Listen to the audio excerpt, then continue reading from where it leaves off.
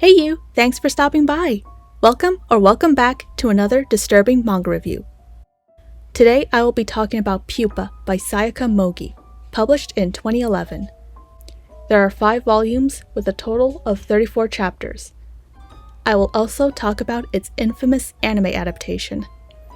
I'm sure more people know about the anime than the manga. So what's the story about? Let me read you the synopsis from myanimelist.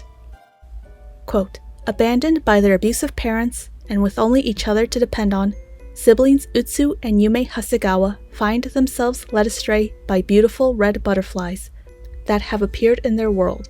Unbeknownst to them, these crimson-winged heralds trumpet the beginning of a cannibalistic nightmare. A mysterious virus known as Pupa is about to hatch. After succumbing to the full effects of Pupa, Yume undergoes a grotesque metamorphosis into a monstrous creature with an insatiable desire for flesh. Utsutsu, on the other hand, is only partially affected, gaining remarkable regenerative powers instead. Reaffirming the resolve to keep the promise he made to himself years ago, Utsutsu is willing to sacrifice everything in order to always be there for his precious little sister. Pupa tells the story of a loving brother's desperate struggles to save his sister while protecting the world from her uncontrollable hunger." Unquote. This manga is in the 3rd level of the disturbing manga iceberg, so not as shocking as the other manga I've covered. Not an Uzuko Waita type of story, but still worth checking out. How disturbing is Pupa? Let's talk about it.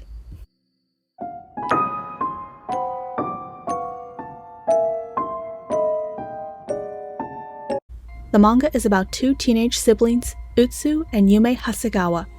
I love the art style and the character designs. Utsutsu looks like Alan Walker from D. Gray Man. Their childhood is shown through teddy bears. Their father Shiro would beat them, then beat their mom Sachiko. Their parents eventually separated. Their dad is hardly around and their mom ran off with another guy. For years it's been just the 2 of them.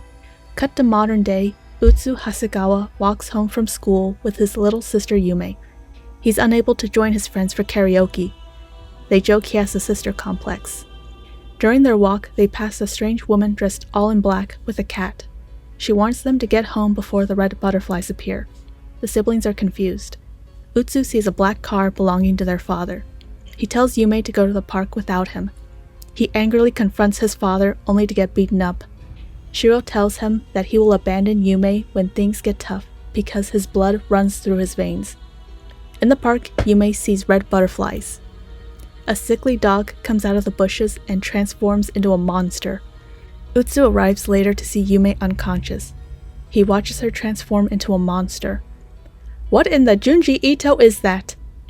Monster Yume eats some people then runs off. The woman in black from earlier reappears. Her name is Maria, and she's a researcher. That night, Utsutsu and Maria find Monster Yume in the park, eating people and animals. She tells him to stay away, fearing that he will reject her like their parents. He hugs her and assures her that she will always be his sister. They will find a way to turn her back to normal. Everything's gonna be alright. Yume is touched and reaches out to embrace him, but she bites him in the neck. Yume turns back to normal and stares in horror at her brother's dead body. He is taken away by a containment squad who work with Maria and plan to cover up all the deaths. They don't want news of this getting out. Yume cries over her brother's body. The next day, Yume is home alone. So wait, they just let her leave? Her friends come by to cheer her up. They go out, but Yume isn't feeling well. She misses her brother, but also feels the urge to eat people again. She runs off crying in the street, worried that she won't be able to control herself, when Utsutsu comes from behind and hugs her. He's alive! He comforts Yume. He tells her he's also a monster. He has the power to regenerate, which is good news for her because she can eat him without killing him. They go home and she eats her brother to satisfy her craving for flesh. Even though Utsutsu can regenerate, he's still in a lot of pain. Maria watches them through a camera in her cat's eye. A scientist asks if it was safe to let them go. Maria says sacrifices must be made. In a flashback, we learn why she let them go. She discovered Utsutsu was not dead and beat up the scientists. She explains to him when Yume bit him, he got infected with the same virus called Pupa, though surprisingly he didn't transform.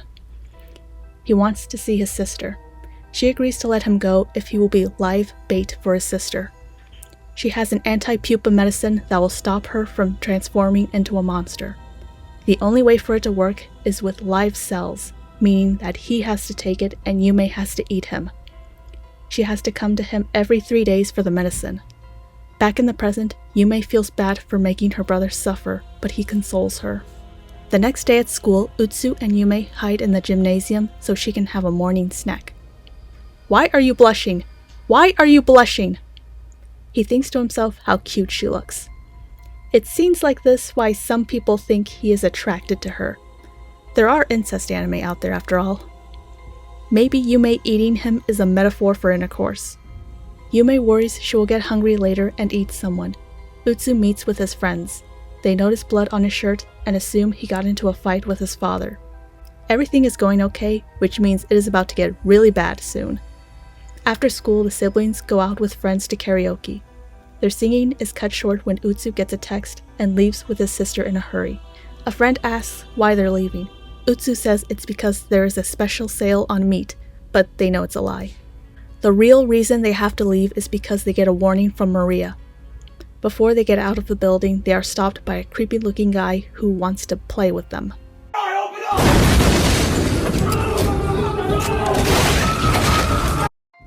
Maria and her team lose contact with the siblings. The creepy man viciously beats and stabs Utsu, while Yume is forced to watch. He enjoys torturing the boy since he can regenerate. Yume tries to stop him but fails. The creepy man says he knows she's a monster. She's a danger to others and should be locked away. This enrages Utsu. It's one thing to beat him, but he won't let anyone hurt his sister. He beats him up and gouges out his eye and crushes it in the palm of his hand. Just when it looks like it's over, a group of strange men knock them out. In the next scene, Yume is blindfolded and tied to a chair. These doctors are going to dissect her. Before they can start, they are attacked by a mysterious person. Yume can't see who it is. She hears a man's voice, but doesn't recognize it. The man whispers to her that she will go to sleep, and when she wakes up, to run to the light no matter what. She goes to sleep for a little bit, then wakes up free from the chains. She starts running past dead doctors. She sees the light at the end of the tunnel, but goes back to look for her brother. She enters a room full of TVs and sees on screen her brother being dissected. The lead doctor explains they tried to put him to sleep, but it didn't work. When they remove his organs, they regenerate. Utsu tells them how sick they are for enjoying doing this. The main doctor says that this can help with medical advancements, and that the same thing is being done to his sister and that by now she has been disposed of. This enrages Utsu. He breaks free and begins to murder the doctors. Yume runs into the room as he is about to kill the main doctor. She pleads for him to stop. Utsu doesn't recognize her and grabs her by the neck. Yume cries for her brother, which makes him come to his senses. He hides from Yume. He's terrified of hurting her again and being like their father. Yume assures him she's not scared. Utsu remembers when he was a kid, a dog bit his hand, so he beat the dog to death with a rock, shocking his teacher and classmates. He didn't want Yume to know about it. He's tried so hard to shield her from violence. Then soldiers with guns enter the room. Yume goes berserk to protect her brother. She grows tentacles and goes on a killing spree. She looks like a ghoul. Meanwhile, their father Shiro is looking for his kids. He and his two accomplices tie up a doctor demanding answers. When he refuses to talk, Shiro pours sulfuric acid on his face. Yume continues turning the place into a bloodbath when the mysterious man who saved her reappears, surrounded by red butterflies. Meanwhile, an injured Utsu looks for Yume. He's attacked by the creepy man again. The boy asks who sent him. He's overpowered by the man. The man says that he plans to stab his sister and have their bloody bodies side by side. Utsu bites his hand. The man begins to melt. Utsu realizes he transferred the Pupa virus to him. He screams that a guy named Bizin tricked him. He turns into a blob with tentacles. Before he collapses, he sees a familiar face. A woman dressed in white hugs Utsu. She leaves when he wakes up. He chases after her and finds Yume. He's still scared to embrace her. They hear soldiers coming. He tells her to run while he fights them off. The mysterious man from before tells her not to go into the darkness, and he will guide her to the exit. Once again, she goes back to save her brother. She gives a speech about how much he means to her, then transforms into the monster again. The next chapter is set before they went to school for the last time. It's a bit confusing. Yume feels bad for causing Utsu so much pain, so she tries to eat other meat, like animals. Then tries not to eat so much, but it doesn't work, and she begins to transform.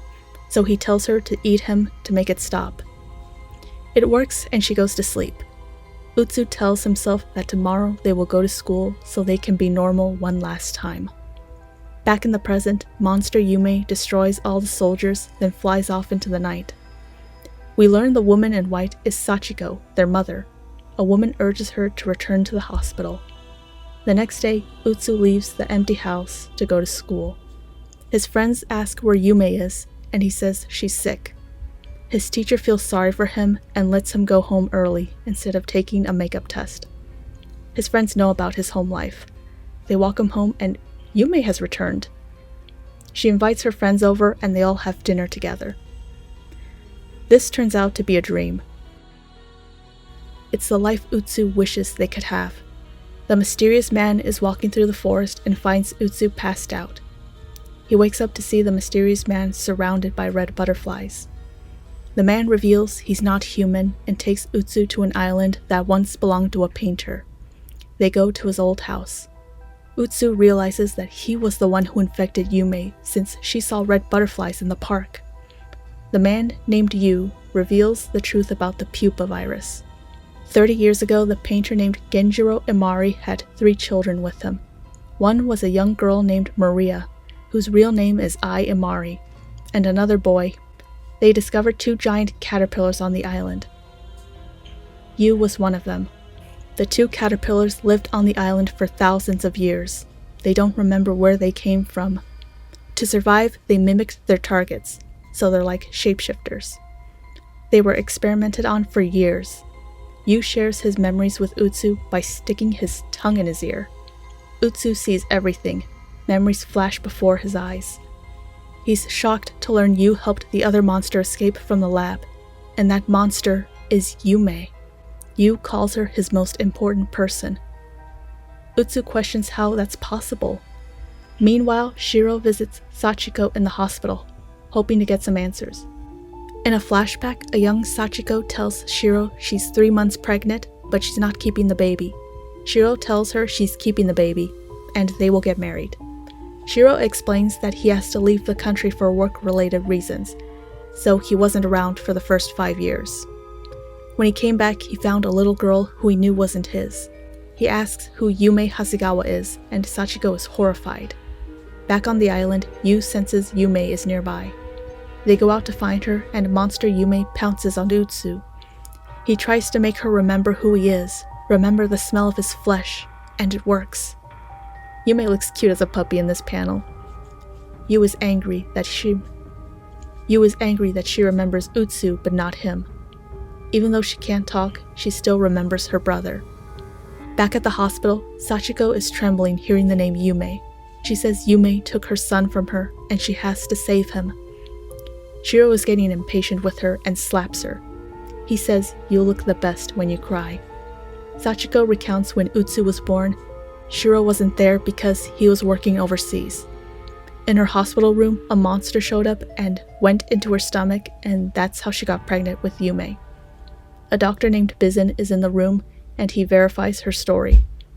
They did a DNA test on Yume and Sachiko, and it is identical. That's what the pupa does. It mimics to survive. Sachiko didn't want to have this baby, but whenever she tried to end the pregnancy, she felt pain in her stomach, like the baby was trying to stop her. She ended up giving birth to Yume and right away knew she was a monster. As a baby, she had a full set of teeth, ate birds, and smiled at her creepily. The young mother didn't know what to do with her. The police wouldn't believe her. Shiro was gone, her family didn't care about her, and she dropped out of school and had no friends. I forgot to mention Sachiko was 16 when she got pregnant, and Shiro was 17. She took out a box cutter and tried to get rid of Yume herself, but she regenerated. Sachiko tried to keep Yume away from Utsu, but that didn't work. As Utsu got older, he asked his mom why she was mean to Yume. This caused Sachiko to question everything. Maybe she was the monster. Maybe she imagined seeing the monster. She started to lose her sanity. She didn't remember anything after that. She was taken in by Bizun, who got her help. She says Yume and dream over and over again. Fun fact, Yume means dream in Japanese. Back on the island, Yu invites Utsu out for a walk at night. Yu is jealous that Yume remembers him. She didn't recognize him at the park, the research facility, or when she arrived on the island. They plan to make Yume remember everything by having Yume transplant his memories in her, like he did with Utsu. He sticks his tongue in her ear and it works. She changes back into a human. Utsu embraces her. He tells her that even though she's a monster, she is still his sister. What they had for 16 years was real. I can't believe she's 16. She looks 10. She eats her brother for a bit, then goes to sleep. Yu and Utsu talk for a while. Yu mentions this body isn't his, and not going to last much longer. His real body is at Maria's lab. Just then, Utsu starts bleeding. When Yume wakes up, she sees her bloody brother next to the skeletal remains of Yu. His body feels hot and itchy. Yume snacks on her brother for a bit. Utsu suggests they stay on the island until the next full moon, then go to Maria's lab to save Yu. Then they can all run away where no one will find them. For the next month, they live in peace. They hunt fish and do laundry, all that sort of fun stuff. One day, when Yume is eating him, he sees a younger version of themselves looking down on them. Like their past selves would be disgusted at what they have become. In Maria's lab, they learn where the Hasegawa siblings are. We also learn that Maria is pregnant with their child. That's right, an incest baby. Utsu is the father and Yume is the mother. This baby is just another experiment for her. She's 4 weeks into the pregnancy, but her belly is already big. The baby is coming any day now. Utsu begins to crave Yume's flesh, but he tries to satisfy his craving by eating animals. The next day, he discovers Yume is gone. He goes looking for her when he is attacked by Shiro. Shiro knows he has the Pupa virus and dares him to bite his hand. Yume senses her brother's in trouble and transforms into the monster to save him. She gets shot by an anti-Pupa medicine and turns back into a human. Utsu protects her as Shiro stomps on them. Utsu goes berserk and attacks his father. In his berserk mode, he doesn't remember Yume. Shiro tells a story called The Earthworm. It's about a boy who never knew love. His mother gave birth to him in a public bathroom and left him there.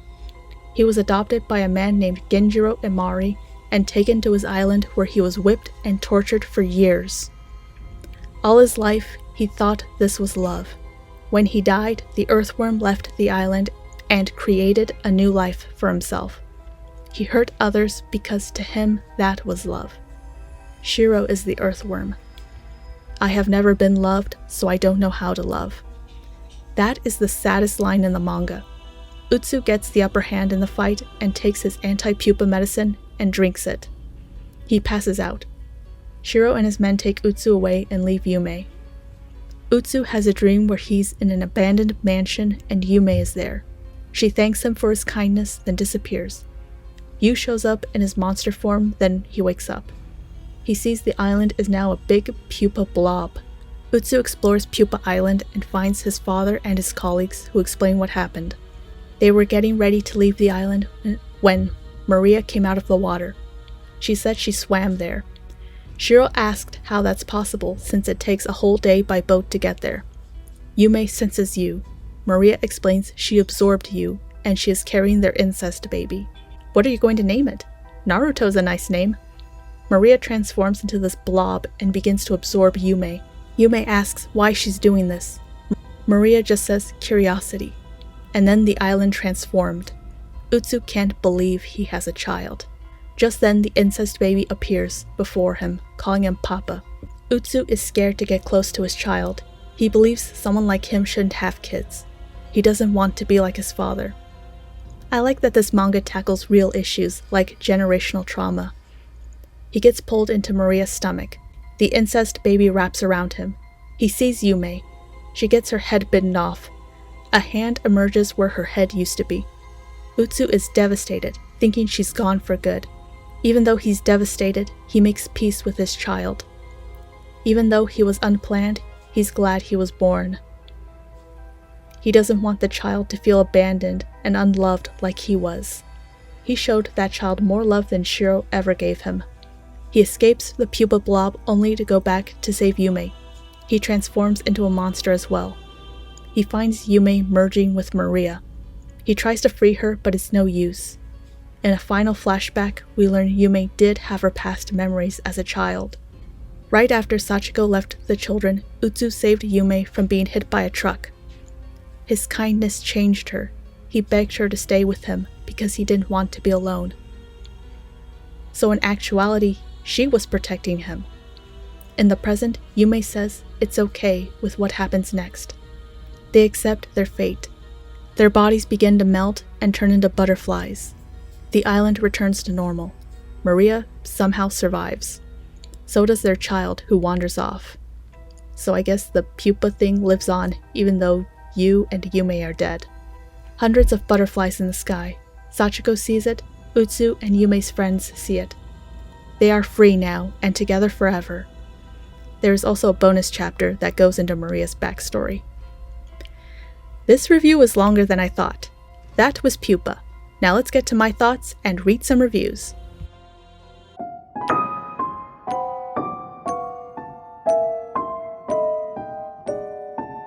In 2014, an anime adaptation was produced by Studio Dean.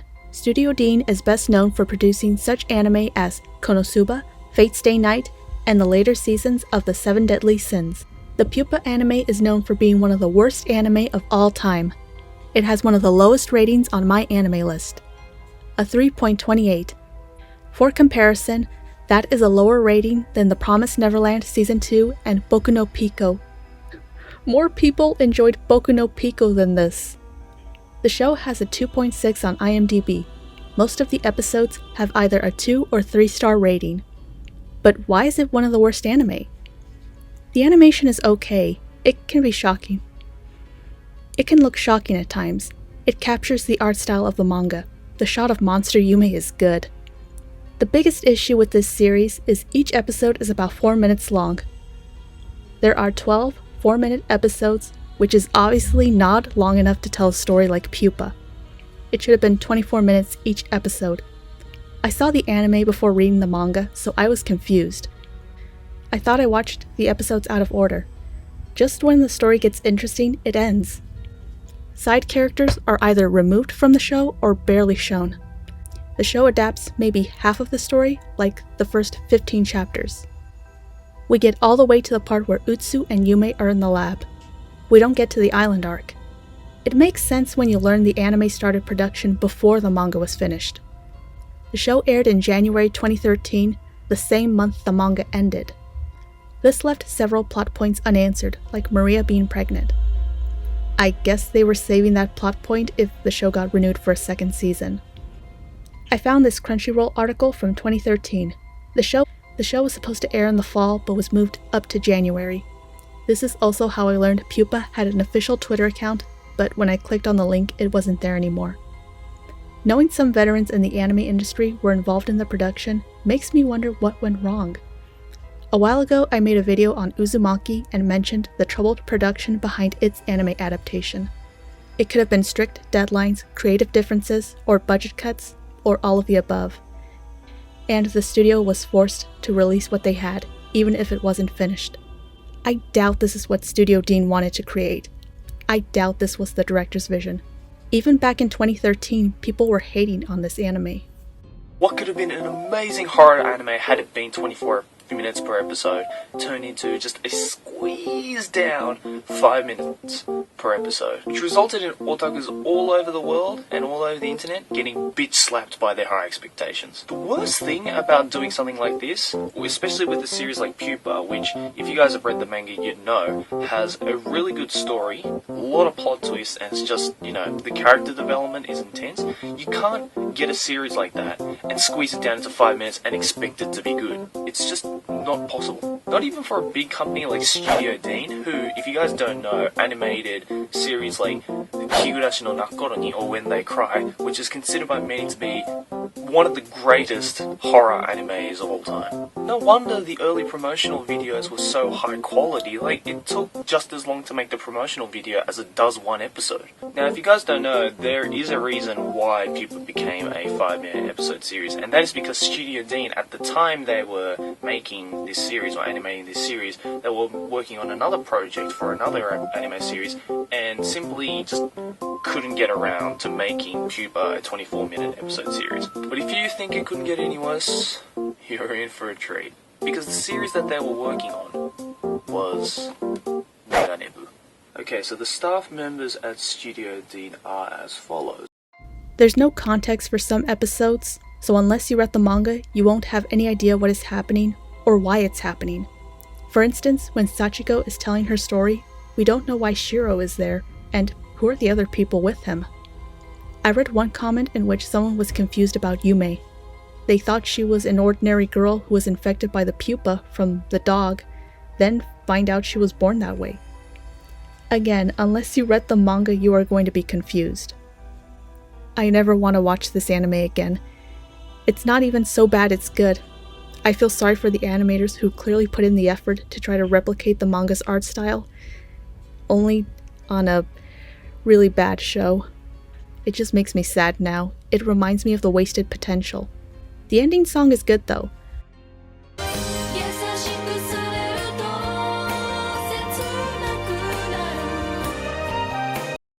The opening song uses panels from the manga. The show leans more into the incest. For instance, one episode has Yume eating her brother, and the whole time she says, "Oni-chan, Oni-chan." Pupa deserved better. Let's move on.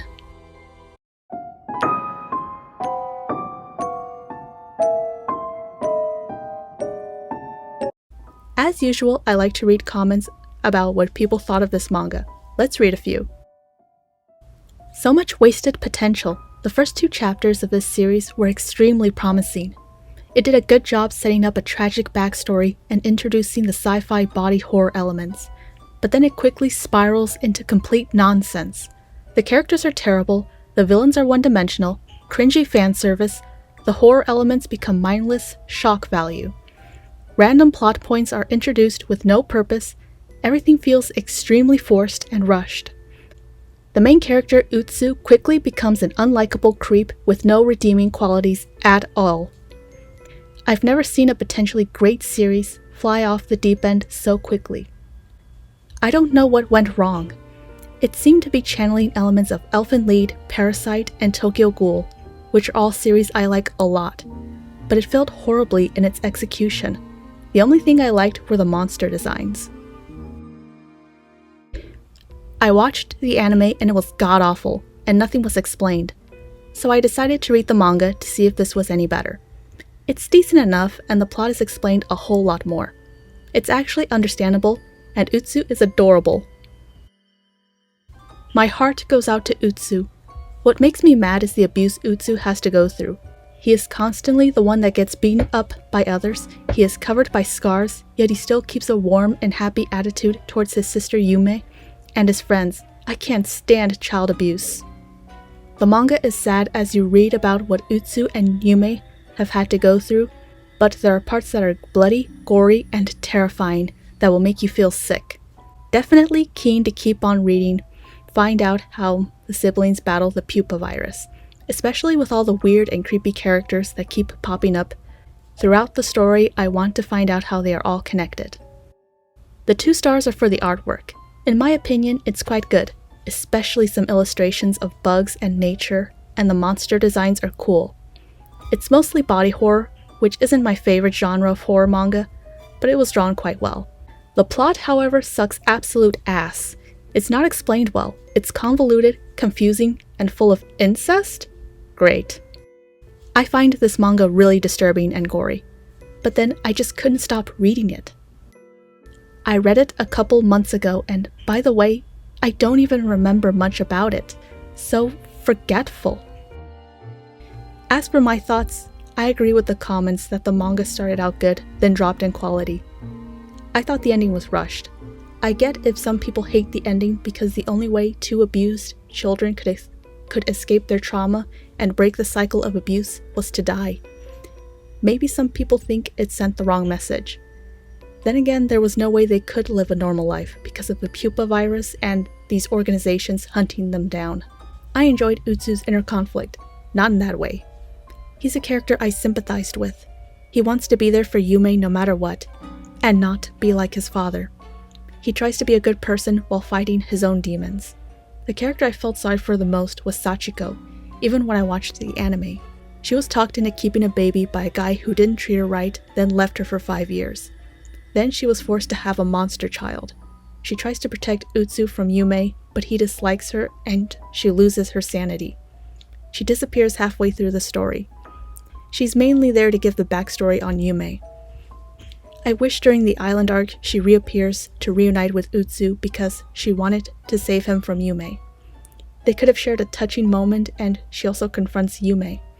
Maybe she sees that Yume isn't this monster she always saw her as, but this lonely girl who needs protection. It would have been tragic, but a nice wrap-up to her arc. I liked Utsu and Yume's friends, even though they're barely in the story.